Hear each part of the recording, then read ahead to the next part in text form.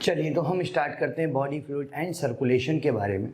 देखिए, body fluid and circulation की बात करें, जो शरीर के द्रव्य हैं यहाँ पर और परिसंचरण की बात कर रहे हैं उनके, तो पहले चलिए अपन बॉडी फ्लूइड के बारे में बात कर लेते हैं। बॉडी फ्लूइड में दो मेजर बातें आती हैं यहाँ पर, एक तो है ब्लड, दूसरा है लिम्फ। भाई शारीरिक द्रव्य की बात करें तो शारीरिक द्रव्य कौन कौन से हो गए, एक हो गया ब्लड, दूसरा हो गया लिम्फ। तो पहले उसके बारे में अपन बात करते हैं। तो यहाँ पर जो पहला टॉपिक अपन पढ़ रहे हैं वो ब्लड या रक्त के बारे में पढ़ रहे हैं। ठीक है, ब्लड या रक्त। अच्छा, ब्लड कितना होता है शरीर में, तो शरीर के भार का 7 से 8% रक्त होता है। शरीर का जो भी भार है उसका 7 से 8% होगा। ब्लड का जो पीएच होता है वो पीएच होता है 7.2 से 7.4 के आसपास। मतलब ये कैसा पीएच है, ये क्षारीय पीएच होता है। हल्का सा कैसा होता है, क्षारीय होता है। तो क्षारीय पीएच मिलता है ब्लड का। अच्छा, ब्लड को हम कूट संयोजी ऊतक भी कहते हैं, कूट या आभासी।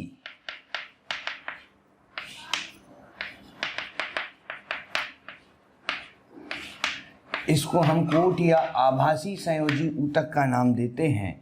अच्छा, कूट या आभासी संयोजी ऊतक इसको क्यों कहा जाता है, भाई है तो संयोजी ऊतक, लेकिन इसको आभासी संयोजी ऊतक क्यों कहा जाता है, क्योंकि संयोजी ऊतक के कई सारे ऐसे गुण हैं जो कि इसमें देखने को नहीं मिलते, ब्लड में देखने को नहीं मिलते। जैसे कि यहाँ पर इनकी कोशिका में विभाजन नहीं होता। सेल्स जो होती है, कोशिकाएं जो होती हैं, इनमें विभाजन अनुपस्थित है, इनमें विभाजन नहीं होता। जबकि सामान्य अपन जो संयोजी ऊतक की कोशिकाएं पढ़ते हैं, जो आपने ऊतक में पढ़ा होगा या आगे पढ़ोगे तो उसमें पढ़ोगे आप कि जो सामान्य संयोजी ऊतक होते हैं उनकी कोशिकाएं तो विभाजित करती हैं, लेकिन यहाँ पर जो है कोशिकाओं में विभाजन नहीं होता। ठीक है, इस कारण से ये आभासी संयोजी ऊतक है। दूसरी बात, यहाँ पर जो है फाइबर्स, जो रेशे होते हैं, तंतु होते हैं, फाइबर्स अनुपस्थित होते हैं। जबकि हम पढ़ते हैं कि जो संयोजी ऊतक होते हैं उसमें कोलेजन तंतु, रेटिकुलर तंतु, इलास्टिक तंतु, इस तरह के तंतु उपस्थित होते हैं, लेकिन यहाँ पर तंतु अनुपस्थित हैं, इसलिए भी इसको आभासी संयोजी ऊतक कहा जाता है। तीसरी बात, जो संयोजी ऊतक होते हैं उनकी खुद की कोशिकाएं ही उनका मैट्रिक्स बनाती है। भाई मैट्रिक्स मतलब जो कोशिकाओं के चारों तरफ का पदार्थ होता है ना, जैसे ब्लड में कोशिकाओं के चारों तरफ का पदार्थ क्या होगा, प्लाज्मा होगा, उसी को अपन मैट्रिक्स कहते हैं। तो यहाँ पर ये सब बातें आप टिश्यू में पढ़ेंगे। तो यहाँ पर जो है, जो इनकी कोशिकाएं होती हैं वो मैट्रिक्स नहीं बनाती। इसका मैट्रिक्स तो लिवर बनाता है, यकृत बनाता है, लसिकाभ अंग बनाते हैं, ये खुद इनकी कोशिकाएं मैट्रिक्स नहीं बनाती। तो ये गुण जो है इसका वो भी संयोजी ऊतक से हटकर है। तो इसमें स्वयं की सेल्स जो होती हैं वो मैट्रिक्स नहीं बनाती, स्वयं की सेल्स मैट्रिक्स नहीं बनाती। तो मैट्रिक्स कौन बनाता है भाई, इनका मैट्रिक्स तो लिवर बनाएगा, इनका मैट्रिक्स तो लिम्फॉइड ऑर्गन बनाएंगे, लसिकाभ अंग जिसको कहते हैं। जबकि हम सामान्य संयोजी ऊतक की जब बात करते हैं तो हम कहते हैं कि उनका तो मैट्रिक्स उनकी खुद की कोशिकाएं ही बनाते हैं, लेकिन यहाँ पर ऐसा नहीं होता। ठीक है ना, इसलिए इसको आभासी या कूट संयोजी ऊतक का नाम दिया गया है। ठीक है, फॉल्स कनेक्टिव टिश्यू कह सकते हैं, स्यूडो कनेक्टिव टिश्यू कह सकते हैं। ठीक है। अच्छा, यहाँ पर अपन एक टर्म अलग से पढ़ रहे हैं, पीसीवी। पीसीवी क्या है, पैक्ड सेल वॉल्यूम। पीसीवी को अपन कहते हैं पैक्ड सेल वॉल्यूम है। पैक्ड सेल वॉल्यूम क्या है, रक्त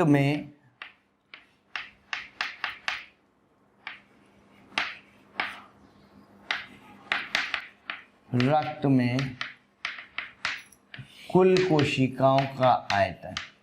रक्त में टोटल जितनी भी सेल्स होती हैं उनका जो परसेंटेज वॉल्यूम होता है, उनका जो प्रतिशत आयतन होता है, उसको हम कहते हैं पैक्ड सेल वॉल्यूम। दूसरा टर्म यहाँ पर अपन बात करेंगे एचवी की। HV is haematocrit value. Haematocrit value है, हीमेटोक्रिट वैल्यू क्या है, रक्त में आरबीसी का आयतन। रक्त में जो आरबीसी का आयतन है, खाली आरबीसी का, सारी कोशिकाओं का नहीं। सारी कोशिकाओं का आयतन तो पीसीवी कहलाएगा। सारी कोशिकाओं में क्या आ जाएगा, आरबीसी भी आ जाएंगी, डब्ल्यूबीसी भी आ जाएंगे और प्लेटलेट भी आ जाएंगी। यहाँ पर केवल किसकी बात कर रहे हैं, हीमेटोक्रिट वैल्यू में केवल आरबीसी के आयतन की। और रक्त में जितनी भी कोशिकाएं होती हैं उसमें से 99% 99% आरबीसी हैं। रक्त में जितनी भी कोशिकाएं अपन बात करते हैं उसमें से 99% क्या होती हैं, आरबीसी होती हैं। तो एक तरीके से अपन ये कह सकते हैं कि PCV almost equal to HV, PCV लगभग एचवी के बराबर होता है, ये कह सकते हैं ना। ठीक है, बात समझ में आ गई। चलिए तो अब ब्लड के कंपोजिशन की बात करते हैं, इसके संगठन की बात करते हैं।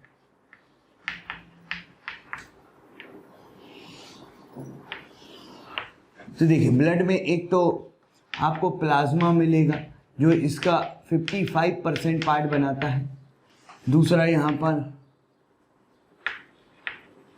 फॉर्म्ड एलिमेंट मिलेंगे जो इसका 45% पार्ट बनाते हैं। फॉर्म्ड एलिमेंट में क्या है, इनकी सेल्स होती हैं, कार्पेसल्स होती हैं। ठीक है, प्लाज्मा की बात करें, प्लाज्मा में 90 से 92% तो क्या मिलेगा, वाटर मिलेगा, और 8 to 10% जो है अन्य पदार्थ मिलेंगे।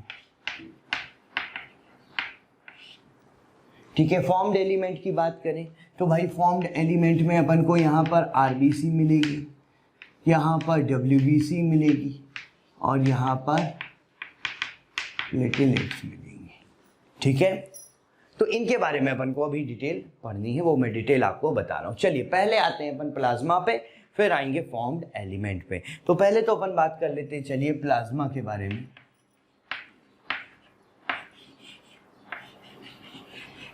तो प्लाज्मा जैसा कि हमने पढ़ा, प्लाज्मा में 90 से 92% तो वाटर है और 8 से 10% जो है अन्य पदार्थ हैं। ठीक है, अब अन्य पदार्थ में क्या क्या मिलेंगे उसको अपन देखते हैं। तो देखिए अन्य पदार्थ में यहाँ पर आयंस मिलेंगे आपको, भाई आयंस मिलेंगे, potassium ion, chloride ion, sodium ion. ठीक है ना, यहाँ पर सॉल्ट्स लवण मिलेंगे, भाई NaCl मिलेगा, KCl मिलेगा। ठीक है ना, NaSCO3 मिलेगा, सोडियम बाइकार्बोनेट, इस तरह से सॉल्ट्स मिलेंगे। ठीक है, सॉल्ट्स के बाद यहाँ पर प्रोटीन्स मिलेंगे भाई। ठीक है, प्रोटीन्स मिलेंगे। प्रोटीन्स में कौन कौन से प्रोटीन्स हैं, तो देखिए प्रोटीन्स में एक तो आपको मिलेगा एल्बुमिन जो 4% के आसपास होता है, एल्बुमिन। ठीक है, एल्बुमिन क्या करता है, रक्त के परासरण दाब का नियंत्रण करता है। एल्बुमिन का काम है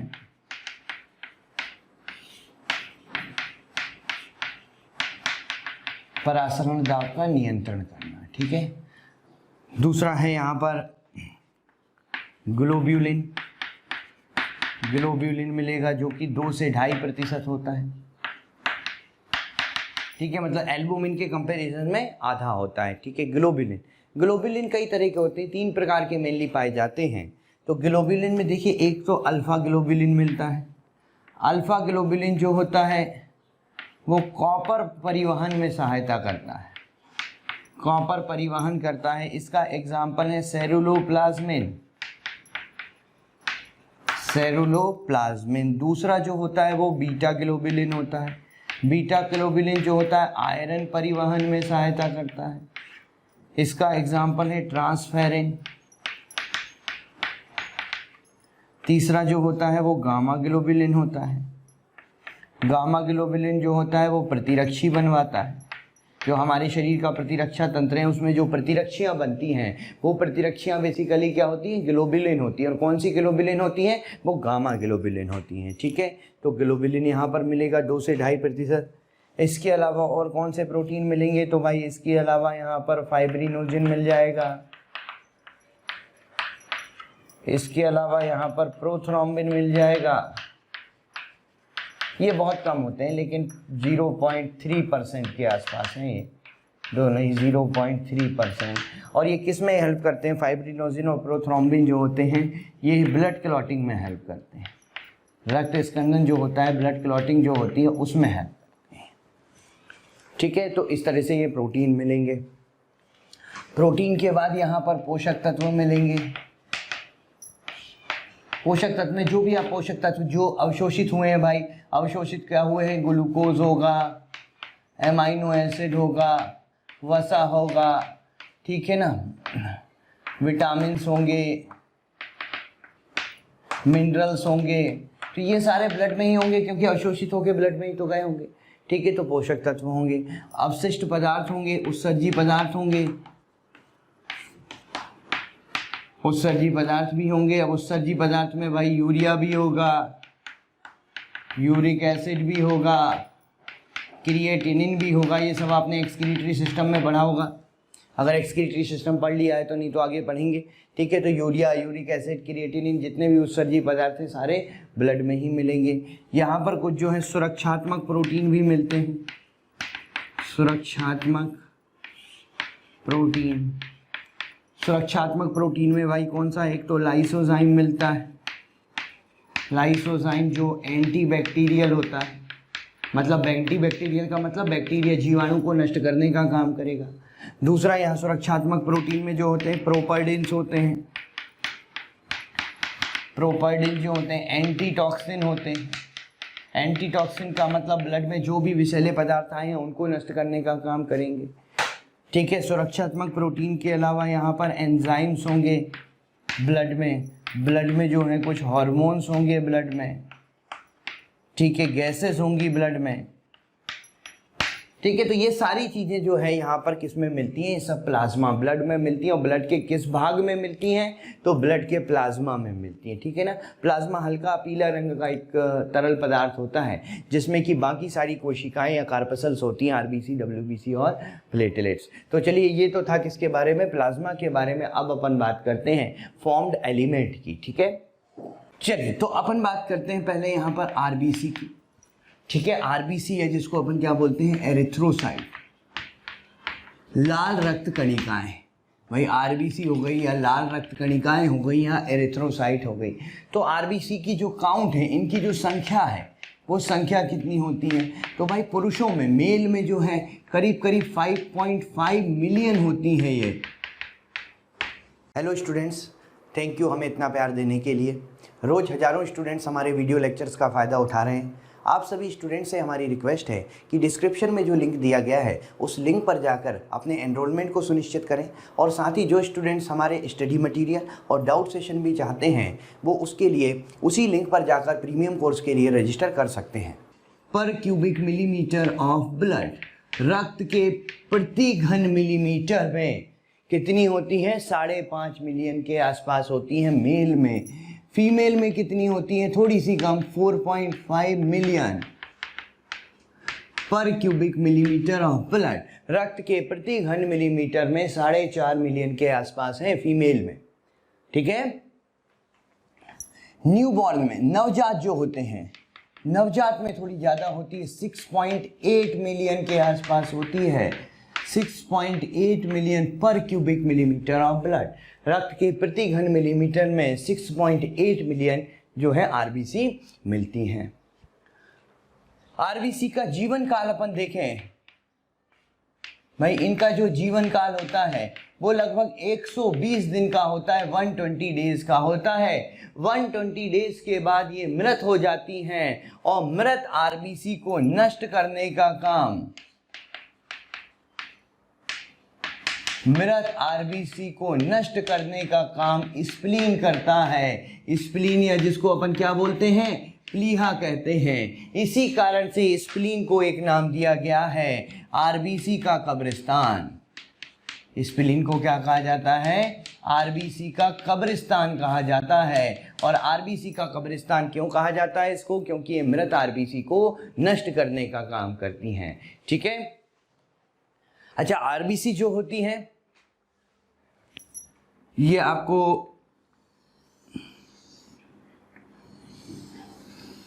उभयावतल मिलेंगी इस तरह से। कैसी होती हैं, उभयावतल। उभयावतल गोल भी कहते हैं। गोल क्यों, जब अपन ऊपर से देखेंगे सरफेस से, जैसे यहाँ से देखेंगे साइड से, तो ये तो इस तरह से दिखेगी, अवतल दिखेगी, ठीक है ना, उभयावतल। लेकिन ऊपर से देखेंगे सरफेस से तो कैसी दिखेगी, गोल दिखेगी। तो इसलिए यहाँ पर गोल भी लिखा हुआ है ये इस तरह से, ठीक है। तो उभयावतल गोल। इसका साइज देखें अगर, तो साइज करीब करीब यहाँ पर 7.2 माइक्रोमीटर इसका साइज होता है। ह्यूमन आरबीसी की बात करें मनुष्य में तो 7.2 होती है, ठीक है, 7.2 माइक्रोन या माइक्रोमीटर जिसको अपन कहते हैं। आरबीसी की जो प्लाज्मा झिल्ली है, इसकी जो प्लाज्मा झिल्ली है उसको हम कहते हैं डोनल्स मेम्ब्रेन। डोनल्स मेम्ब्रेन क्या है, आरबीसी की प्लाज्मा झिल्ली जो है वो डोनल्स मेम्ब्रेन कहलाती है। और आरबीसी का जो अंतःकंकाल होता है, अंतःकंकाल अंदर की तरफ जो अंतःकंकाल होगा, उस अंतःकंकाल के लिए हम वर्ड यूज करते हैं स्ट्रोमेटिन। अंतःकंकाल क्या कहलाता है, स्ट्रोमेटिन कहलाता है। अच्छा, आरबीसी जो है इनमें केंद्रक अनुपस्थित है, केंद्रक अनुपस्थित होता है। केंद्रक अनुपस्थित होने की वजह से क्या फायदा है कि भाई आरबीसी के अंदर देखो हीमोग्लोबिन होगा, और हीमोग्लोबिन के लिए केंद्रक अगर नहीं है तो ज़्यादा से ज़्यादा जगह उपलब्ध होगी। मतलब केंद्रक अनुपस्थित होने से हीमोग्लोबिन के लिए अतिरिक्त जगह जो है, हीमोग्लोबिन के लिए अतिरिक्त जगह केंद्रक अनुपस्थित होने से होती है, ठीक है ना, पहली बात, ठीक है। दूसरी बात यहाँ पर जो है कोशिकांग, कोशिकांग अनुपस्थित है।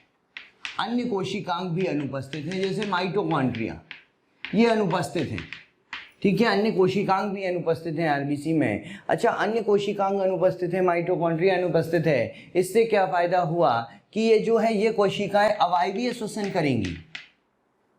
ये कैसा श्वसन करेंगी, अवायवीय श्वसन करेंगी।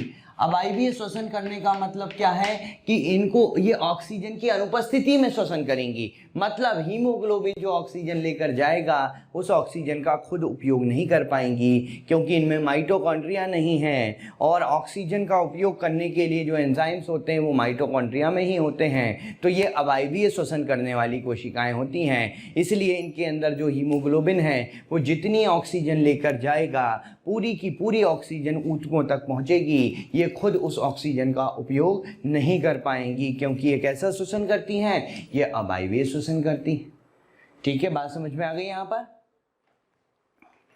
तो कहने का मतलब यह है कि इनमें केंद्रक भी अनुपस्थित है, इनमें दूसरे कोशिकांग भी अनुपस्थित हैं, इनका जो आकार है वो उभयावतल होता है, ठीक है ना, इनका जो शेप है, आकृति है वो उभयावतल होगी, गोल होगी, ठीक है। इनका साइज कितना है, 7.2 माइक्रोन के आसपास होता है ह्यूमन में, ठीक है। अच्छा, इनकी संख्या अगर बढ़ जाए, आरबीसी की संख्या सामान्य से बढ़ जाए तो इसको हम कहते हैं पॉलीसाइथीमिया। इनकी संख्या का बढ़ना क्या कहलाता है, पॉलीसाइथीमिया कहलाता है। और ये पॉलीसाइथीमिया जनरली कब होता है, ये पहाड़ी लोगों में होता है। पहाड़ी लोगों में जनरली पॉलीसाइथीमिया देखा गया है, क्योंकि पहाड़ी लोगों में क्या होता है, पहाड़ पर ऑक्सीजन का दाब कम होता है। पहाड़ पर ऑक्सीजन का दाब कम होता है तो हीमोग्लोबिन की ऑक्सीजन के साथ बंधुता भी क्या होगी, कम होगी। लेकिन शरीर को ऑक्सीजन की आवश्यकता तो उतनी ही है, तो उतनी आवश्यकता पूरा करने के लिए क्या होता है, आरबीसी की संख्या बढ़ जाती है, जिससे कि हीमोग्लोबिन ज़्यादा होता है पहाड़ी लोगों में। और वो ज़्यादा हीमोग्लोबिन जो होता है वो कम दाब पर भी पर्याप्त मात्रा में ऑक्सीजन को अपने से बांध लेता है, ठीक है। हमारे यहाँ तो कम आरबीसी से भी काम चल जाएगा मैदानी इलाकों में। क्यों चल जाएगा, क्योंकि यहाँ पर ऑक्सीजन का दाब ज़्यादा है, तो कम आरबीसी कम हीमोग्लोबिन भी हमारी शरीर की ऑक्सीजन की आपूर्ति कर देंगी। लेकिन जब हम पहाड़ पे जाएंगे, कुछ दिनों तक पहाड़ पे रहने लगेंगे, तो क्या होगा, वहाँ पर आंशिक दाब कम है, ऑक्सीजन का दाब कम है, तो हमारे शरीर को ऑक्सीजन तो कम होने लगेगी। तो क्या करें, तो उसको बढ़ाने के लिए क्या होगा, हमारे शरीर में अनुकूलन होगा। क्या अनुकूलन होगा, एडॉप्टेशन होगा। क्या एडॉप्टेशन होगा कि आरबीसी की संख्या बढ़ेगी, जिससे हीमोग्लोबिन बढ़ेगा, और वो बढ़ा हुआ हीमोग्लोबिन अब कम दाव पर भी उतनी ऑक्सीजन को अपने से बांध लेगा जितनी ऑक्सीजन की हमारे शरीर को आवश्यकता है। ठीक है, तो वहाँ पर पहाड़ी लोगों में जो है पॉलीसाइथीमिया देखा गया है, आरबीसी की संख्या ज़्यादा देखी गई है। और हम भी जाकर काफ़ी लंबे समय तक अगर पहाड़ी इलाकों में रहने लगे तो हमारे साथ भी वही कंडीशन होती है कि पॉलीसाइथीमिया हो जाता है, संख्या कम हो जाए आरबीसी की।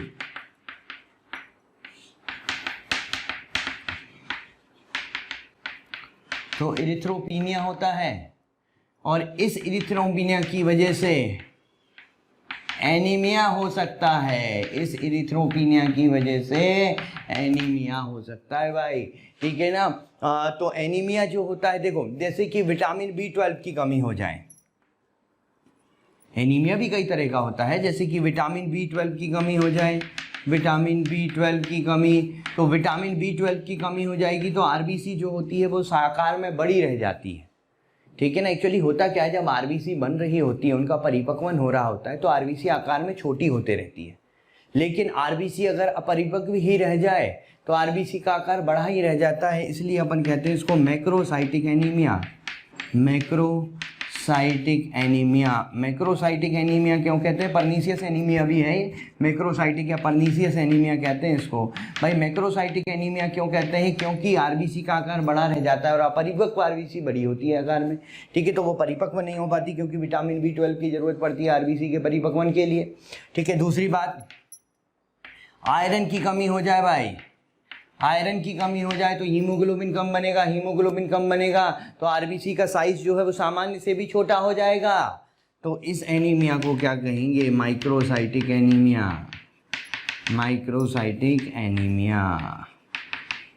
ठीक है, और अगर रक्त की हानि हो जाए, जैसे एक्सीडेंट वगैरह में अगर रक्त की हानि हो जाए तब भी तो एनीमिया हो जाएगा, लेकिन उसमें आरबीसी के आकार में कोई भी परिवर्तन नहीं होगा, वो तो केवल आरबीसी की संख्या कम हुई है, आरबीसी जो है वो तो नॉर्मल ही हैं, तो उसके कारण अपन क्या बोलेंगे उसको, नॉर्मोसाइटिक एनीमिया।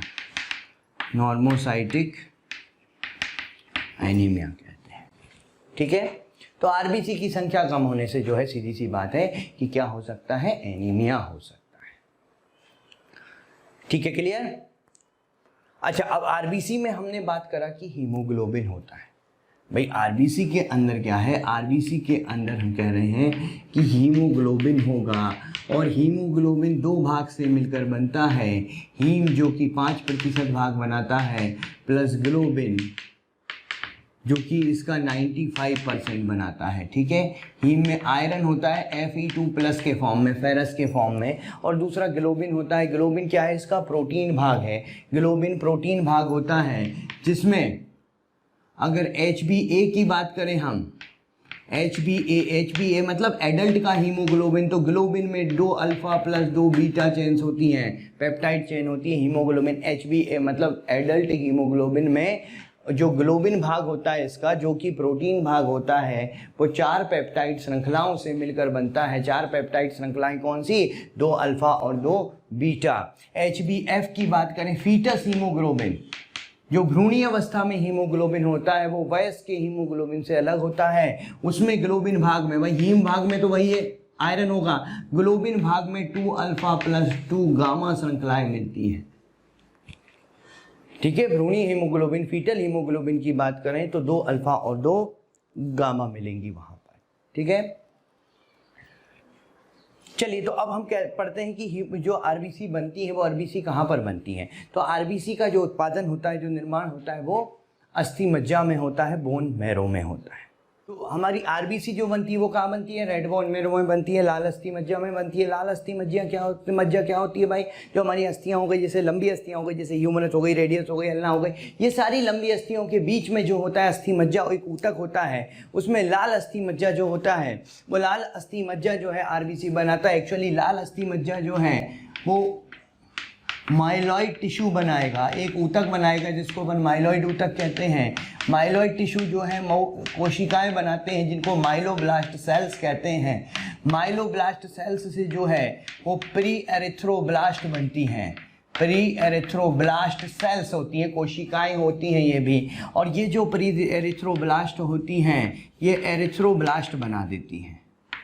ये क्या बना देती हैं, एरिथ्रोब्लास्ट। अब ये जो एरिथ्रोब्लास्ट होती हैं प्यारे बच्चों, रोज़ हमें कमेंट में बहुत रिक्वेस्ट आ रही है कि इस टॉपिक का लेक्चर बना दीजिए, इस टॉपिक को समझा दीजिए। तो हम आप सभी बच्चों से रिक्वेस्ट करना चाहते हैं कि आप जो है हमारे YouTube चैनल को सब्सक्राइब कीजिए और साथ ही साथ बेल आइकॉन को हिट करना ना भूलें, जिससे कि आपसे कोई नोटिफिकेशन मिस ना हो। ये सब हम आपसे इसलिए कह रहे हैं क्योंकि ज़्यादातर बच्चों ने जिन लेक्चर्स की रिक्वेस्ट की हुई है, जिन लेक्चर्स की डिमांड की हुई है, वो ऑलरेडी हमने यूट्यूब चैनल पर डाल दिए हैं, तो आप उस चैनल पर जाकर उसे देख सकते हैं। इस एरिथ्रोब्लास्ट में केंद्रक अभी उपस्थित होता है। कोशिकांग, अन्य कोशिकांग जो हैं जैसे माइटोकॉन्ड्रिया वगैरह, ये भी उपस्थित होते हैं। हीमोग्लोबिन ये अनुपस्थित होता है और आकार जो होता है इनका, वो आकार अधिक होता है। जो सामान्य आरबीसी है उनसे आकार डबल होता है लगभग इसका। एरिथ्रोब्लास्ट से बन जाती हैं रेटिकुलर सेल्स।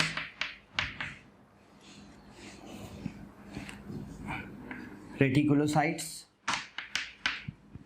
रेटिकुलोसाइट में केंद्रक जो होता है वो अनुपस्थित हो जाता है, गायब हो जाता है। अन्य कोशिकांग भी, जो अन्य कोशिकांग है वो भी अनुपस्थित होते हैं। हीमोग्लोबिन यहाँ पर उपस्थित होता है, लेकिन आकार अभी भी इसका जो है सामान्य आरबीसी से क्या होता है, वो दुगना होता है, डबल होता है। ये जो होती है इसको हम कहते हैं अपरिपक्व आरबीसी, ठीक है, रेटिकुलोसाइट को। फिर इसके बाद बनती है एरिथ्रोसाइट। इससे एरिथ्रोसाइट बनती है। एरिथ्रोसाइट क्या है, परिपक्व आरबीसी, और इनके परिपक्वन के लिए ज़रूरत पड़ती है विटामिन B12 की और फॉलिक एसिड की। विटामिन B12 और फॉलिक एसिड की ज़रूरत पड़ती है परिपक्वन के लिए। तो जो एरिथ्रोसाइट्स होती हैं, इस एरिथ्रोसाइट में केंद्रक अगेन अनुपस्थित है, कोशिकांग अनुपस्थित हैं, हीमोग्लोबिन भाई उपस्थित होगा, परिपक्व आरबीसी है। साइज जो होगा, आकार जो होगा, वो साइज जो होगा वो सामान्य होगा, मतलब छोटा होगा, इनसे आधा हो जाएगा, ठीक है। तो ये परिपक्वन के दौरान की कहानी है। अच्छा, यहाँ पर जो अपन ने आरबीसी पढ़ी थी कि उभयावतल होती है, गोल होती है, उसका अपवाद मिलता है। सारे मैमल्स में लगभग उभयावतल और गोल ही होती है, लेकिन इसका अपवाद भी देखने को मिलता है। वो अपवाद है कैमल और लामा। शायद आपने सुना होगा, मैं यहाँ पर अलग से लिख रहा हूँ, कैमल, ऊँट एंड लामा। सुना है ना ऊँट और लामा के बारे में। ये जो कैमल और लामा होती है ना, इनकी आरबीसी अपवाद है। आप मैमल्स में, स्तनधारियों में क्या अपवाद है कि इनकी आरबीसी एक तो उभय उत्तल होती है, उभयावतल ना होकर उभय उत्तल होती है, और गोल ना होकर अंडाकार होती है। तो इसमें ये अपवाद हमको कैमल और लामा में देखने को मिलता है। तो ये भी कई बार पूछा हुआ है, एक दो बार तो पूछा हुआ है इस पे क्वेश्चन, इसलिए अलग से बताया, ठीक है। तो अच्छा, आरबीसी टूटने के बाद होता क्या है, जब आरबीसी मृत हो जाती है और आरबीसी जब डेड हो जाती है, उसके बाद आरबीसी के छोटे छोटे टुकड़े हो जाते हैं। उन टुकड़ों को हीमोकोनिया कहते हैं। ये कुछ अलग से शब्द बता रहा हूँ मैं आपको, ऐसे ही याद रखिएगा इनको। हीमोकोनिया क्या है तो आपको पता होना चाहिए। हीमोकोनिया आरबीसी के टुकड़े जो हैं, उन आरबीसी के टुकड़ों को हम क्या कहते हैं, उनको हम हीमोकोनिया कहते हैं, ठीक है। चलिए, तो ये तो बात थी आरबीसी के बारे में। आरबीसी के बाद हम बात करते हैं यहाँ पर डब्ल्यूबीसी की। डब्ल्यूबीसी है, क्या बोलते हैं, ल्यूकोसाइट। अच्छा, यहाँ पर डब्ल्यूबीसी है ल्यूकोसाइट में। पहले तो मैं आपको टीएलसी बताने वाला हूँ, total leukocyte count. Total leukocyte count. Total leukocyte count का मतलब ल्यूकोसाइट की कुल संख्या कितनी होती है। तो ल्यूकोसाइट की कुल संख्या 6000 से 8000 मात्र। रक्त के प्रति घन मिलीमीटर में 6000 से 8000 होती है। हाँ, लेकिन इनकी संख्या बढ़ सकती है जब शरीर में किसी भी प्रकार का संक्रमण होता है। डब्ल्यूबीसी की संख्या का बढ़ना, इसको हम कहते हैं ल्यूकोसाइटोसिस, और ये ल्यूकोसाइटोसिस कब होती है? जब शरीर में किसी भी प्रकार का संक्रमण होता है, शरीर में जब कोई एलर्जी होती है, ठीक है, तो उस समय क्या होता है, WBC की संख्या बढ़ जाती है, क्योंकि उस समय WBC विभाजित होकर और उस प्रतिजन से लड़ने का काम करती है। इनका काम क्या होता है, किसी भी जो फॉरेन पार्टिकल है, विदेशी कण हैं, प्रतिजन हैं, बाहरी कण हैं, उनसे लड़ने का, तो उसके लिए विभाजित होती हैं और विभाजित होकर संख्या में वृद्धि कर लेती हैं। ठीक है, तो WBC की संख्या का बढ़ना। अच्छा, WBC संख्या जो है बढ़े, लेकिन असामान्य रूप से बढ़ जाए, मतलब रक्त में 1 लाख से ज़्यादा हो जाए रक्त के प्रति घन मिलीमीटर में, तो इसको हम क्या कहेंगे, ये होता है ल्यूकेमिया, जिसको ब्लड कैंसर कहते हैं ना, वो ये होता है ल्यूकेमिया। जब असामान्य रूप से बढ़ने लगती है और फिर कम नहीं होती है। यहाँ पर तो संक्रमण और एलर्जी के दौरान बढ़ेगी, बाद में कम हो जाएगी जैसे ही संक्रमण एलर्जी खत्म होगा, लेकिन ये असामान्य रूप से बढ़ जाती है और रक्त के प्रति घन मिलीमीटर में 1 लाख से भी ज़्यादा हो जाती हैं, उसको हम ल्यूकेमिया या ब्लड कैंसर कहते हैं। अच्छा, WBC की संख्या कम हो जाए, WBC की संख्या कम हो जाए, अगर इसकी संख्या कम हो जाए तो हम इसको कहते हैं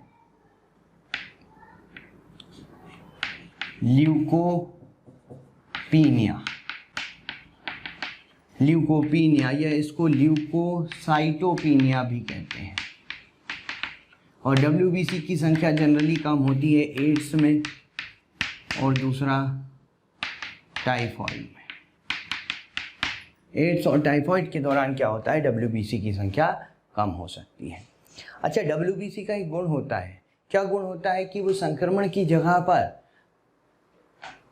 ब्लड वेसल से निकल के, ब्लड कैपिलरी से निकल के बाहर आ जाती हैं। बाहर कहाँ, ऊतक द्रव्य में, ऊतकों के मध्य। उस गुण को हम कहते हैं डायापेडेसिस।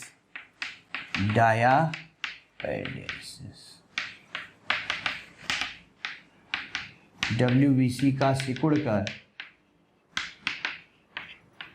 ब्लड कैपिलरी या केशिकाओं से बाहर आना। कैपिलरी को क्या बोलते हैं, केशिकाओं से बाहर आना। तो संक्रमण के दौरान होता है, जनरली किसी भाग में संक्रमण होता है तो संक्रमण करने वाला जो रोगजनक है वो रक्त से बाहर भी तो हो सकता है, तो इनको उससे लड़ने के लिए रक्त से बाहर आना पड़ता है। रक्त से बाहर मतलब ऊतकों के मध्य आना पड़ता है, ऊतक द्रव्य में आना पड़ता है। तो ये सिकुड़ कर जो है वो बाहर निकल जाती हैं, उसको उनको हम क्या बोलते हैं, डायापेडेसिस कहते हैं। क्योंकि वैसे भी इनका जो आकार होता है ये अनियमित आकार की होती हैं। इनका आकार कैसा होता है, अनियमित आकार, अमीबा के समान अनियमित आकार की होती हैं। इनमें केंद्रक उपस्थित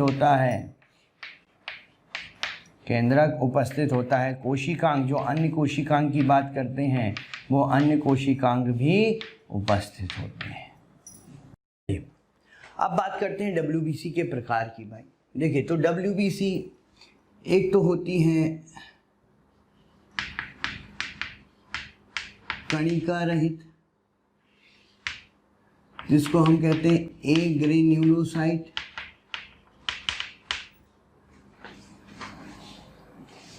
सेकंड होती है कणिका में, जिसको हम कहते हैं ग्रेन्युलोसाइट। जिनकी कणिका में और कणिका रहित में क्या है, जिनके साइटोप्लाज्म में, जैसे ये साइटोप्लाज्म होता है ना, जिनमें कणिकाएं होगी, प्रोटीन के ऐसे ग्रेन्यूल्स होंगे, वो ग्रेन्युलोसाइट हैं। जिनमें नहीं होंगे वो एग्रेन्युलोसाइट है। एग्रेन्युलोसाइट में क्या क्या आ जाएंगी भाई,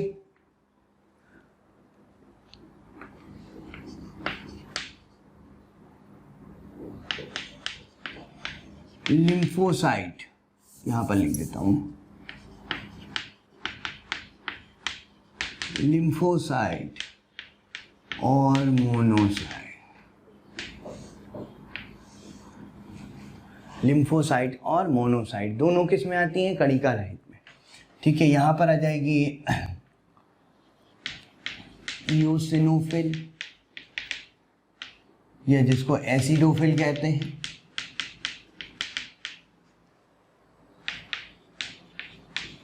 बेजोफिल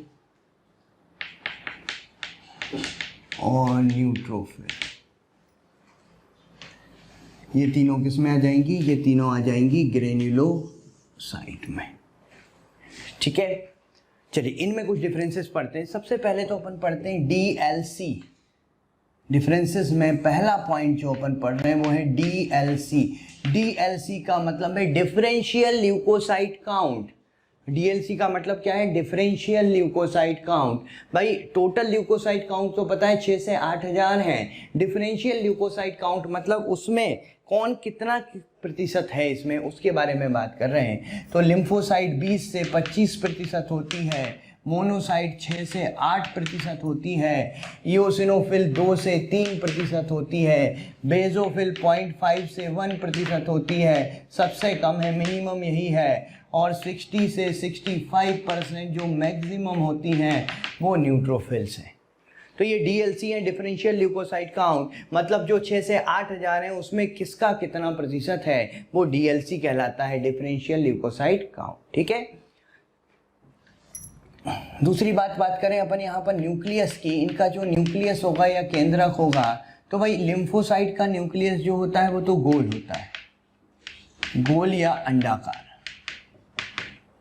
मोनोसाइट का जो न्यूक्लियस होगा वो बीन शेप्ड होगा, सेम के बीज के समान या किडनी के समान जिसको कह सकते हैं। ठीक है। इओसिनोफिल का जो होगा उसमें 2 लोब होंगे, 2 पालियां होंगी। बेजोफिल का जो होगा उसमें 3 लोब होंगे, और न्यूट्रोफिल का जो होगा वो बहुपालित होगा, मल्टी लोब जिसको कहते हैं, मल्टी लोब या बहुपालित कहेंगे, बहुत सारे लोब्स होंगे यहाँ पर। आप देख सकते हैं जैसे लिम्फोसाइट की बात करें तो भाई लिम्फोसाइट का जो केंद्रक होगा वो ऐसा गोल होगा या अंडाकार हो सकता है। ठीक है। मोनोसाइट की बात करें, और अगर आपको हमारे वीडियो लेक्चर पसंद आए तो उन्हें लाइक और शेयर ज़रूर कीजिए, जिससे और भी ज़रूरतमंद बच्चों तक ये लेक्चर्स पहुँच सकें। और अंत में हम इतना ही कहना चाहेंगे कि आपके प्यार और विश्वास के कारण हमारी मोशन की पूरी टीम बहुत मोटिवेटेड है कि आपको बेहतर से बेहतर कंटेंट प्रोवाइड कर सके। तो मोनोसाइट का जो न्यूक्लियस होगा वो इस तरह से हो सकता है, सेम के बीज के समान, किडनी के समान। इओसिनोफिल की बात करें तो इसको डम्बल शेप भी कहते हैं, इसके न्यूक्लियस को। ऐसे 2 पालियां होंगी, इसमें एक हो गई और ये दूसरी हो गई, बायलॉग्ड होगा, डम्बल शेप कहते हैं। ठीक है ना। इसको एस शेप्ड भी कहते हैं, 3 लोब होंगे इसमें।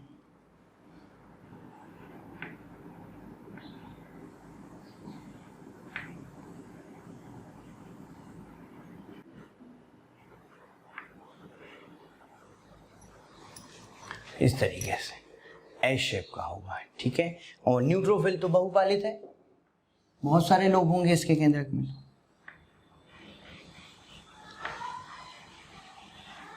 इस तरह से बहुपालित होगा ये तो। ठीक है। चलो इनके कार्य की बात करते हैं। भाई लिम्फोसाइट का कार्य क्या है? देखो लिम्फोसाइट का जो डिटेल में फंक्शन है वो अपन पढ़ते हैं कहाँ पर? जब मानव स्वास्थ्य एवं रोग पढ़ते हैं, 12th क्लास का जो चैप्टर है ह्यूमन हेल्थ एंड डिसीज, वहाँ पर पढ़ते हैं। यहाँ पर केवल बस मैं एक आइडिया दे रहा हूँ कि लिम्फोसाइट जो होती है, एक तो होती है बी लिम्फोसाइट, 2 तरह की होती है बी और टी। बी लिम्फोसाइट या लसीकाणु भी कहते हैं इनको, लिम्फोसाइट को। बी लिम्फोसाइट जो होती है वो प्रतिरक्षी बनाती है, प्रतिरक्षी निर्माण, प्रतिरक्षी बनाने का काम किसका होता है? बी लिम्फोसाइट का। और दूसरी होती है यहाँ पर टी लसीकाणु या टी लिम्फोसाइट। और जो टी लिम्फोसाइट होती हैं, ये टी लिम्फोसाइट कोशिका माध्यित प्रतिरक्षा बनाती हैं, कोशिका माध्यित प्रतिरक्षा में सहायता करती हैं। मतलब यहाँ पर तो क्या होता है, बी लिम्फोसाइट प्रतिरक्षी बनाएंगे और वो प्रतिरक्षी जो है वो प्रतिजन को मारेगा, और टी लिम्फोसाइट सीधे ही प्रतिजन को मार देती है, तो कोशिका माध्यित प्रतिरक्षा कहते हैं उसको। ठीक है। इसकी डिटेल जो है वो आपको यहाँ पर नहीं है, वो डिटेल 12th के चैप्टर में ही ह्यूमन हेल्थ एंड डिसीज में, तो वहाँ पर पढ़ोगे आप। मोनोसाइट की बात करते हैं। चलिए बात करते हैं मोनोसाइट के बारे में। तो मोनोसाइट क्या होती है भाई? मोनोसाइट फैगोसाइटिक होती है। फैगोसाइटिक मतलब भक्षकाणु होती है। भक्षकाणु मतलब कि ये कोई भी प्रतिजन को खा जाएगी, उसको उसका पाचन कर देगी। बात करते हैं एसिडोफिल की, इओसिनोफिल या एसिडोफिल की, तो एलर्जी के दौरान बढ़ती है। एलर्जी के दौरान इनकी संख्या बढ़ती है, या कोई भी पैरासिटिक इन्फेक्शन जो होता है, पैरासिटिक इन्फेक्शन, पैरासिटिक संक्रमण, पैरासिटिक संक्रमण जैसे टीनिया सोलियम से टीनियासिस हो गया, एस्केरिस से एस्केरियासिस हो गया, इस तरह के पैरासिटिक संक्रमण में भी ये क्या होती है, ये बढ़ जाती है। बेसोफिल की बात करें तो बेसोफिल स्त्राव करती है हिस्टामिन का। भाई हिस्टामिन क्या है, वाहिनी प्रसारक है, वाहिनी प्रसारक पदार्थ है जो वाहिनियों में प्रसार करता है हिस्टामिन। तो हिस्टामिन को सीक्रेट करने का काम करती हैं और साथ ही साथ ये शोधकर्ता भी है। शोधकर्ता मतलब शोध कौन सी, वो वाली शोध नहीं, रिसर्च वाली नहीं, इन्फ्लेमेशन, प्रदाह, जो शोध या प्रदाह जिसमें कहते हैं जिसमें सूजन आ जाती है किसी भाग में, वो भी हिस्टामिन की वजह से ही होती है। ठीक है, दूसरी बात इससे निकलता है हेपेरिन। आपको पता होगा हेपेरिन क्या है, प्रतिस्कंदक होता है, प्रतिस्कंदक होता है। ये ब्लड की क्लॉटिंग को क्या करता है, रोकने का काम करता है हेपेरिन। तो हेपेरिन भी यहाँ पर सीक्रेट होगा किससे, बेसोफिल से। और सेरोटोनिन, सेरोटोनिन भी यहाँ से सीक्रेट होता है। सेरोटोनिन क्या है, वाहिनी संकोचक है। ठीक है, रक्त वाहिनियों में संकुचन करने का काम करता है। तो इससे वाहिनी प्रसारक भी निकल रहा है, वाहिनी संकोचक भी निकल रहा है और प्रतिस्कंदक भी निकल रहा है। प्रतिस्कंदक मतलब जो रक्त ब्लड वेसल में ब्लड की क्लॉटिंग को रोकता है। ठीक है, न्यूट्रोफिल, न्यूट्रोफिल अगेन फैगोसाइटिक है, भक्षकाणु है, सबसे ज्यादा मिलती है, ये भी भक्षकाणु है। ठीक है, ये आकार में छोटी होती है इसलिए इनको माइक्रोपोलिसमेन कहते हैं, और ये आकार में बड़ी होती है ये वाली जो फैगोसाइटिक है, इसलिए इनको मैक्रोपोलिसमेन कहते हैं। बड़े पुलिस वाले हैं ये मैक्रोपोलिसमेन। ठीक है दोनों ही भक्षकाणु। भक्षकाणु का काम मतलब प्रतिजन को खा जाना, उसका पाचन कर देना। ठीक है, तो यहाँ पर, और ये जो है आकार में सबसे बड़ी है, आकार इनका बहुत बड़ा होता है, लगभग 20 माइक्रोन तक का आकार हो सकता है इनका। WBC, कोई भी WBC की बात करें, ठीक है, आकार जो होता है ये अप टू 20 माइक्रोन, 20 माइक्रोन तक। मतलब RBC, WBC और प्लेटलेट में सबसे बड़ी जो होती हैं वो सबसे बड़ी कौन सी होती हैं, सबसे बड़ी WBC ही होती है। ठीक है, क्लियर बात समझ में आ गई आप लोगों को। चलिए तो आगे चलते हैं तीसरी कोशिकाओं पर, प्लेटलेट्स। भाई प्लेटलेट्स जो होती हैं इनकी संख्या 1.5 से 3.5 लाख पर cubic millimetre of blood. Actually ये जो होती हैं ये उभय उत्तल होती हैं, इनमें केंद्रक अनुपस्थित होता है, लेकिन अन्य कोशिकांग उपस्थित होते हैं। ठीक है, बेसिकली ये जो प्लेटलेट्स होती हैं वो सेल नहीं होती, कोशिकाएं नहीं होती, ये एक्चुअली कोशिकाओं के टुकड़े होते हैं। कौन सी कोशिकाओं के, मेगा कैरियोसाइट, जो कि बोन मैरो बनाती हैं। Bone marrow, RBC, WBC, platelet तीनों ही बोन मैरो बना रही हैं। एक्चुअली होता क्या है, बोन मैरो तो मेगा कैरियोसाइट बनाती हैं, और वो मेगा कैरियोसाइट के जो छोटे छोटे टुकड़े होते हैं उन टुकड़ों को हम क्या बोल देते हैं, वो टुकड़े हैं प्लेटलेट्स, जो कुछ इस तरह से हो सकते हैं, इस तरीके से कुछ भी छोटे छोटे टुकड़े हैं इस तरीके से। ठीक है, तो उनको हम क्या बोल देते हैं, प्लेटलेट्स कहते हैं। प्लेटलेट्स जो होती हैं इनका कार्य अगर अपन देखें तो कार्य क्या है, एक तो प्लेटलेट प्लग बनाना। भाई एक तो ये प्लेटलेट प्लग बनाती है। प्लेटलेट प्लग क्या होता है, जैसे हमारी जब रक्तवाहिनियां, जैसे ये रक्तवाहिनी है, इनमें थोड़ी बहुत क्षति हो जाती है, थोड़ा बहुत डैमेज हो जाती है ये, तो क्या होती है, प्लेटलेट वहां पर आके इकट्ठी हो जाती है। प्लेटलेट उस जगह पर आके इकट्ठी हो जाती है और रक्त को बाहर निकलने से रोकती हैं। उसी को हम क्या बोलते हैं, प्लेटलेट प्लग। तो ये प्लेटलेट प्लग बनाती हैं। दूसरी बात, ये सेरोटोनिन बनाती हैं। सेरोटोनिन जो WBC से भी बना था, यहाँ से भी बनता है, वाहिनी संकोचक होता है। और तीसरी बात ये स्कंदन कारक, रक्त स्कंदन में भी सहायता करती हैं। ये एक स्कंदन कारक बनाती हैं जिसको हम कहते हैं थ्रोम्बोप्लास्टिन। स्कंदन कारक थ्रोम्बोप्लास्टिन बनाने का काम करती हैं। ठीक है, और अगर इनकी संख्या कम हो जाए, प्लेटलेट की संख्या क्या हो जाए, कम हो जाए, जिसको हम कहते हैं थ्रोम्बोसाइटोपिनिया। हालांकि संख्या बढ़ने से कोई ज़्यादा नुकसान नहीं है, संख्या कम होने से जो होती है उसको हम थ्रोम्बोसाइटोपिनिया कहते हैं। और अगर ये इनका जो क्रिटिकल काउंट है, क्रिटिकल काउंट मतलब जिस उससे कम होने के बाद ये 40,000 है रक्त के प्रति घन मिलीमीटर। भाई 1.5 से 3.5 लाख तो होनी चाहिए, लेकिन अगर 40,000 से भी कम होने लगे तो वो क्रिटिकल कंडीशन होती है। उस कंडीशन में प्लेटलेट उस पेशेंट को चढ़ानी पड़ती है, ठीक है। और अगर इनकी संख्या इससे भी कम हो जाए तो रक्त स्कंदन नहीं हो पाता और एक विकार हो जाता है जिसको अपन कहते हैं ब्लीडिंग डिसऑर्डर परप्यूरा। उस विकार को क्या बोलते हैं? परप्यूरा। और परप्यूरा क्या होती है? ब्लीडिंग डिसऑर्डर होती है। ब्लीडिंग डिसऑर्डर का मतलब जिसमें रक्त की क्लॉटिंग, ब्लड की क्लॉटिंग, रक्त का स्कंदन नहीं होता। और अगर वो प्लेटलेट के कम होने से ऐसा विकार होता है तो उस कंडीशन को हम क्या बोलते हैं? उस कंडीशन को हम कहते हैं परप्यूरा, ठीक है। तो ये था, ये अभी तक हमने पढ़ा ब्लड के बारे में। और बच्चों, अगर आप चाहते हैं कि जो टॉपिक हम यहाँ पढ़ा रहे हैं वो आपको भी मिल सके, या जो टॉपिक हम यहाँ पढ़ा रहे हैं उसका पूरा लेक्चर आपको भी मिल सके, तो आज ही कॉल कीजिए 18002121 799 पर। एक बार पुनः आपके प्यार और विश्वास के लिए बहुत बहुत धन्यवाद।